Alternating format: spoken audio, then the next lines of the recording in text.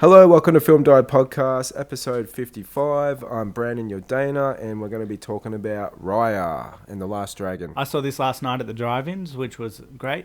It's always good to go to the drive-ins. Yeah. The drive-ins was packed. I couldn't believe how busy it was. It was insane. There was just people everywhere. So here it's a long weekend, so we get the Monday off, which is today. So we get the Monday off as well. So everyone heads down to the good old sunny Mornington Peninsula for a holiday.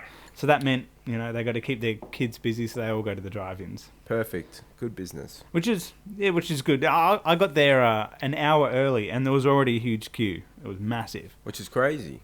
That's like the worst part of the drive-in, is just that, I just want to get in. Just let me in. Yeah, that's right. But Queues. luckily, I was able to get a nice, good spot at the front, so I was happy. Yeah. In my own little bubble. So, my own little bubble in the car. Corona-free. Corona-free. Don't have to worry about people. I'm just sitting in the car. Got the blankets and the pillows, and I'm sorted. I'm happy. Living the life. And you saw it also last night. I did. In the luxury of my own home. Nice and comfy and warm. And easy. Easy peasy. Especially when you got a one, It's good. an under 2-year-old. And how did he go with the film? Watched about half an hour of it, bits and pieces. Not in one large chunk, but he would watch a bit, run off, watch a bit, run off, annoy me. Yeah. I had to pause it 8 times. Right. So Yeah. I think I started watching it at about 8:30, Mm-hmm. and I didn't finish watching it till about 11. Right. Okay, so it took some time. Few breaks. Yeah. Starting at the beginning. I guess the first thing is, the question for you is, was this film what you expected it to be? Yes and no, actually. Yeah. Because I didn't really know what to expect, but from that first little teaser trailer they released, I guess it lived up to that, where she went into that little, that first kind of booby trap scene. Yeah, the simulation kind of. Yeah. And, she rolls that little tuk-tuk creature, and the water's going reverse. I thought it was going to be more mystical, and Yeah. I really did. I thought it was going to be way more mystical and more adventure-y, like Indiana Jonesy. I didn't really know it was going to be focused on this large world sort of situation. I found it when I watched it that I was expecting it to be less adult, less it's not like an adult film by any stretch, but in terms of, if we look at the demographic, I was expecting it to be True. The kind of Disney princess sort of age, Moana, that younger Frozen. age, all those, Yeah. because that's, I don't know, the marketing to me felt very much like this is our next Disney princess, and they really spruiked that kind of element of it. But then you go watch it, and it's really not that. She isn't a princess. She's just and she's fighting with swords, and it's all very action packed and Very Mulan in ways. it is. It does have that Mulan sort of flavor to it, and you sort of expect that. It's in the same part of the world, so. But this one's more mystical, and they're more fantasy orientated. So I guess if we're going to move on to the next element, probably the visual effects. Now, this is something that Disney have really, really stepped up on in the past. They've really gotten really, really great with all of their, the animations, It's amazing. the visuals, the simulations, everything that makes up a scene. Everything is just really, really high quality now. Where Disney, to me, are really, they're up there. They're the highest tier. The highest tier, and this is coming back from, we had that stupid dog Bolt. film, The Bolt, and Meet the Robinsons. all those ones. Yeah. That was the first time Chicken where Chicken. That's right.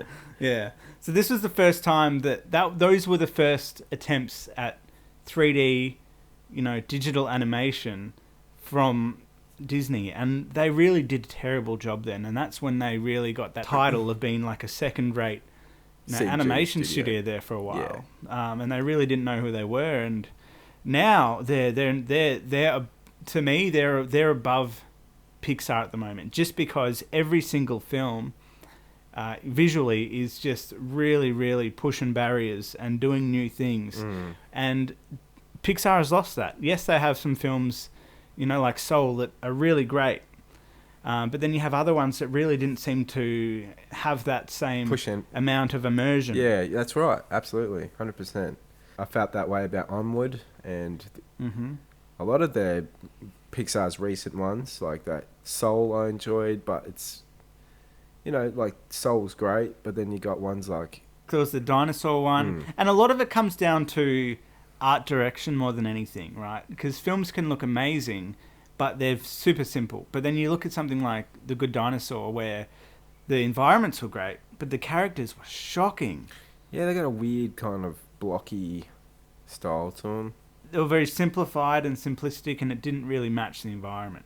That's the issue with Pixar at the moment, is that they used to be where Disney is now, where every single film, no matter what the story was, it was going to visually be amazing and spectacular. And yeah, they're getting that, like what they did with the 2D animation in the golden age, or, the Little Mermaid, Aladdin, Lion King, they were very cinematic and very, like, the worlds really felt large, and they, had a lot of colour, and, the animation was just really top tier, and it's taken them to get to this point again with their CG skills and their teams and all that, and now they're at the top with that.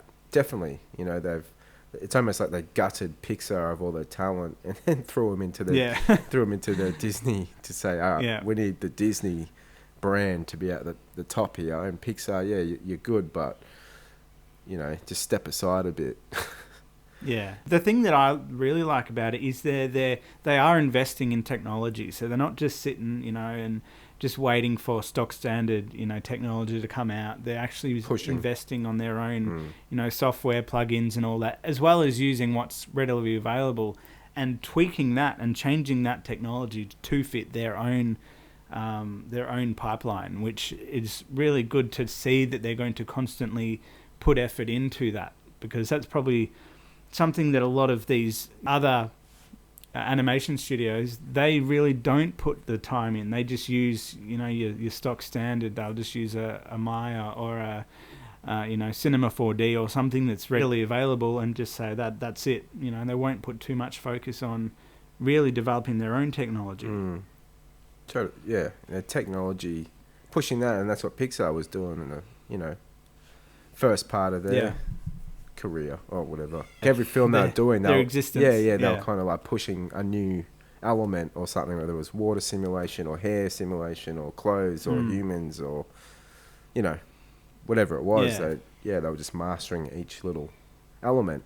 But now it's just like that floodgate is open pretty wide now, and it's just like, what's the next steps to improve what they had sort of set up? And I guess Disney's got the more resources to kind of, to keep pushing. And the thing is, like, the software that Disney uses for all of their sims, so all of their, water and all that, it's readily available. It's called Houdini. So if anyone is interested in knowing that software, it's called Houdini. But that's one part of it. The rest part is working out a pipeline and tweaking that technology to fit your uses. Right. So and that's a key part of it, where you've built a pipeline that involves thousands of people. How do you make, if you want to change that pipeline, how's that going to affect everyone else further down the and not only that, all the other software you're using. So you need to make sure all the software read together, they all work together, and it all works on the same, it's all on the same wavelength, and you're not going to have issues further down the track, Yeah, that makes sense. Working on small things like we do, we use all these different software.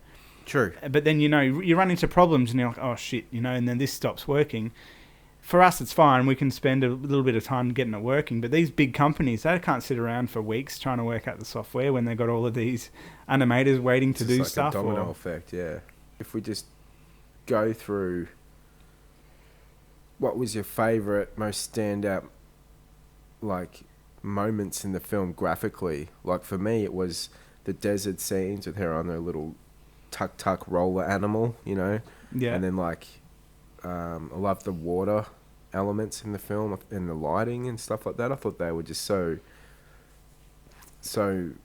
detailed and rich and felt vibrant. It's great that they keep utilizing water, because, you know, going off what we were mentioning before, they've really mastered making water look realistic, and making sure it all works, you know, really well. For me, probably would be, and this is sort of like my thought with this film is that a lot of the different places, they didn't feel alive, but the one place that did feel alive to me was that water village where they all live above the water. Yeah. And that really, to me, was the one place that really, really felt alive. There was hustle and bustle and people everywhere, and that was there was mess, and they had a good vibe to it. That part. It was like a market, and there was all these people. To me, that one was probably the highlight of the film, just because it really did feel alive and lived in, and that people could actually live there. Yeah, and I loved the whole lighting of the place and the buildings, and like it did have a really good feel to it. They put a lot of effort into that part. Just going off from what I mentioned before, like the rest of the lands, because, you know, it's basically set out as a land, and the land is like the shape of a dragon, and there's different parts of the land, and there are different parts of this, make up different parts of this dragon shape. But each of those lands, to me, didn't feel as vibrant and as lively as this one, and some we didn't really get to see at all. It was a bit of a shame that was one thing that I wish they probably should have fleshed out a little bit more. And even if it isn't integral to the story, just having those few shots that do show a larger land and people everywhere and the hustle and bustle, and making each land feel realistic and lived in, to me, I think was a missed opportunity. No, I totally agree with that. Nothing more really to add, because that's exactly how I felt about it. It was just felt undercooked in a lot of areas, and just like the story did as well. Like, they set things up or don't really explain certain things. The whole dragons felt like they didn't really feel utilised, and the whole mythical element sort of felt a bit sidelined at times, and it kind of didn't know really what to focus on.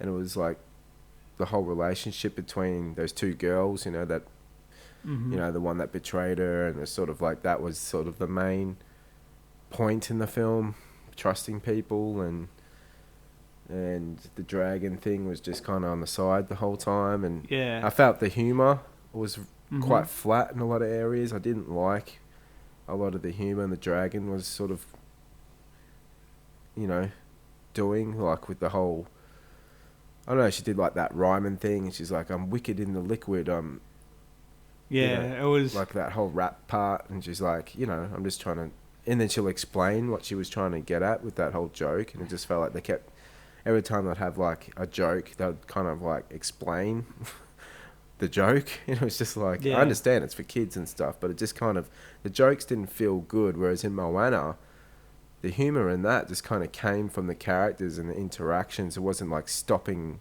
the film or the story to like try and get a laugh, you know? Yeah.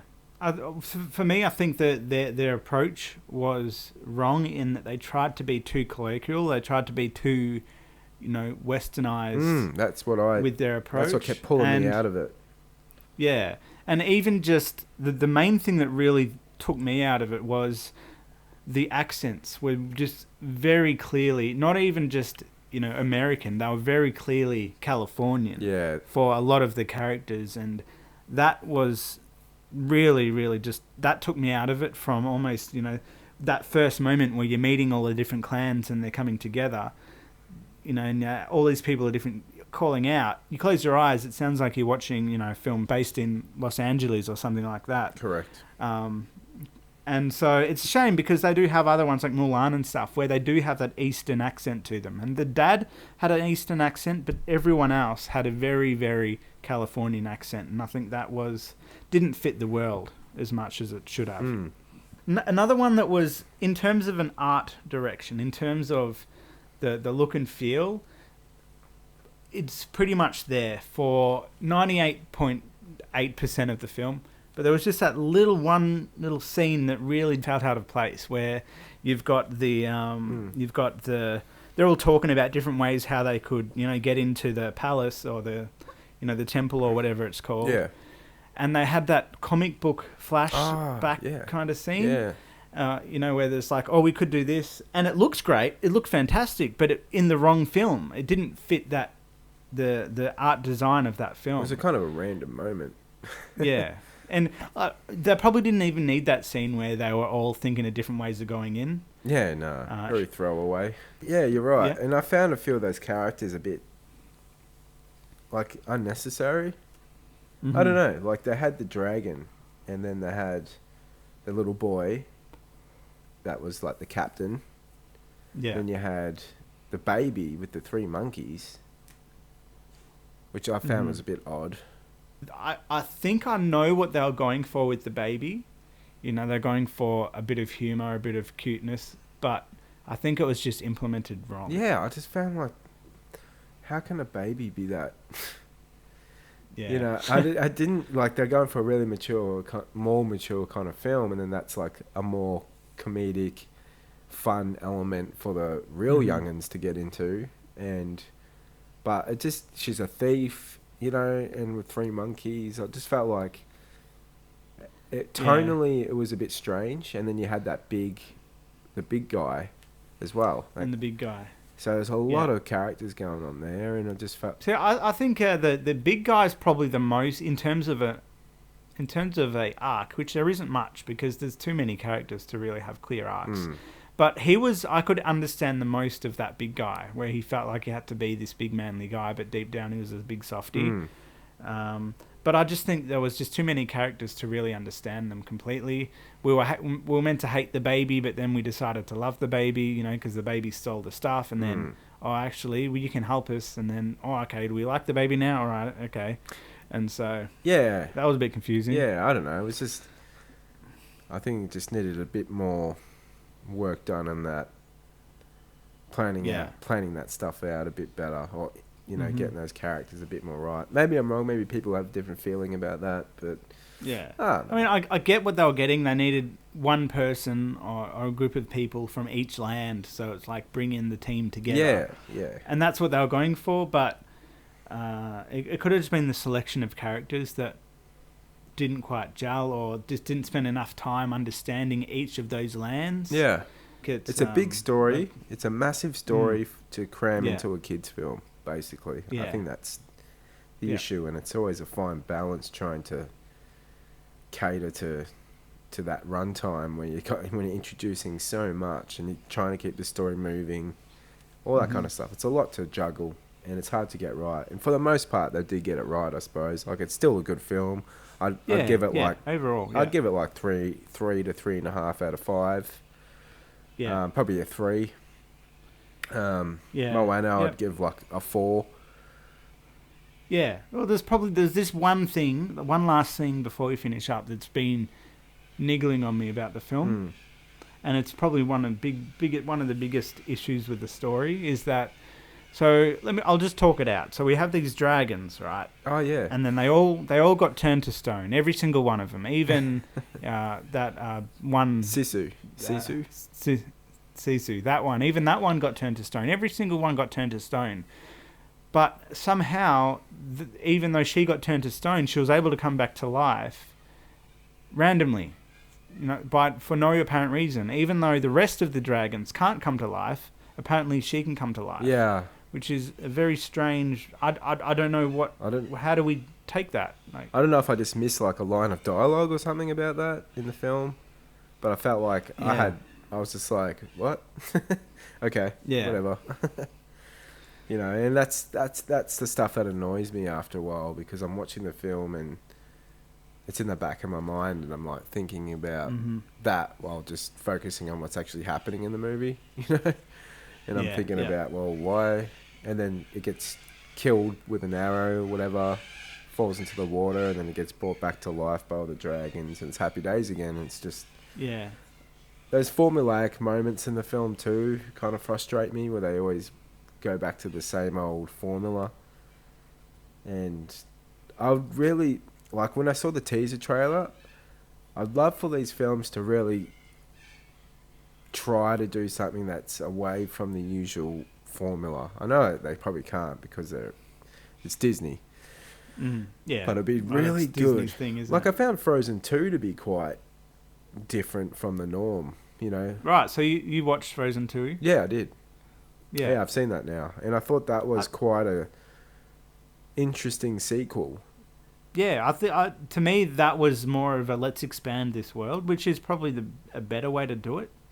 Is to really, you've got this IP that did super well.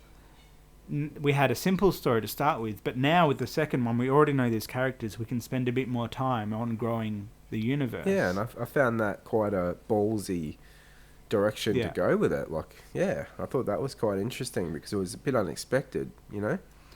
Yeah, and Frozen 2 made more money than Frozen 1 did. Really? So, I didn't know that. Yeah. Wow. So it was a slow burn. Everyone was like, oh no, it's not going to do very well, but it just kept going. Yeah, okay. So maybe that would have been a better approach for this one, is just to bring the world back a little bit, or I don't know, make sure the story worked in a way that it could explain the world. I found it interesting. A little bit better. Yeah, I found it interesting that, like, when I compare this to Mulan, because that's got a dragon in it, because it's that culture. And then in the movie Mulan, they didn't have the dragon in it, the film adaptation. And then they make another film of that culture, and it's all sort of centered around dragons. So it's almost... It's like they're sort of... It's interesting, like if they made a live action version of this film, for example, which they won't, but I'm just saying, like, that'd be a weird thing, you know, like... Yeah. Would they get to that point where they make live action versions of Frozen and... Yeah, well, I mean, you never know, in a decade or two, when they're running out of IP to make films for, and they've already made... They're not going to make a Bolt, so they'll skip that one, or, you know, Meet the Robinsons. Or maybe not. Yeah, so, I don't know. Really, it's going to be a different world then. One more point about Raya. The directors, it was a shared directing, so you had Don Hall, and then the other guy directed Blindspotting, which is a very American gangster / comedy crime film. Right. So it was very interesting to see, you know, and I just I can't quite figure out how that dynamic kind of works. Yeah. You know, I guess it's kind of, I wonder how they work that out. If like one director's more focused on the animation side and bringing all that to life, and then the other guy's kind of doing the dialogue and the characters and stuff like that. Like, I wonder how they share that work, you know, that workload.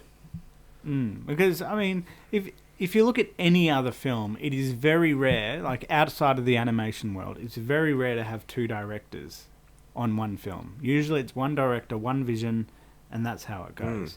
But in the animation world, it's different. There's a lot of films that have two directors. Not always. There's a lot of films that only have one director. But then you get these Disney ones that have two. And it is, you know, you're right. It is how do you divvy up that process? And I think it probably comes down to the process of making a film or an animation is different to making a film, because you're kind of exploring the world and everything as you go, and there's more of a development element of it. So when normal film, you've got one vision, you got one idea, you go build the sets, you go and make it. Where this one's more of a let's explore what the characters will look like, let's look what the scenery will look like, you know, what's the story like, and there's a lot of back and forth.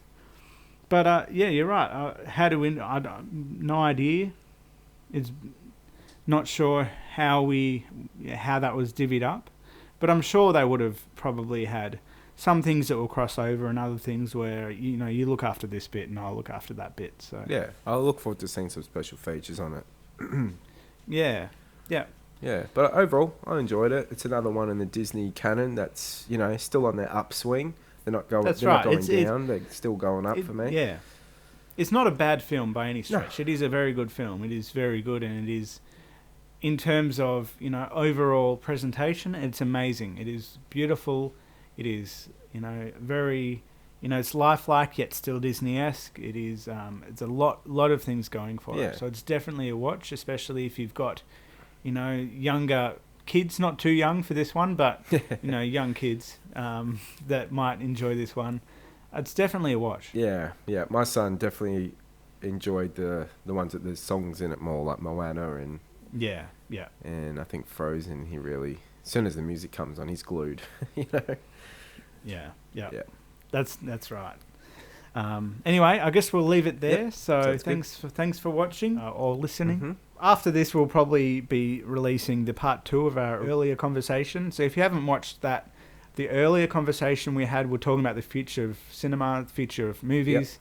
We're slitting this one in here, but then after this one, we'll drop the other one. Yeah, Right? thanks for listening and watching, and we'll see you in the next one. I'll see you later. Adios. Thanks for watching Mini Academy Online. If you'd like to explore more of our content, click on this or click on that. Like and subscribe, thumbs up, ring bells, do a dance, sing a song, drink a hot cup of tea or coffee, and I'll see you in the next one.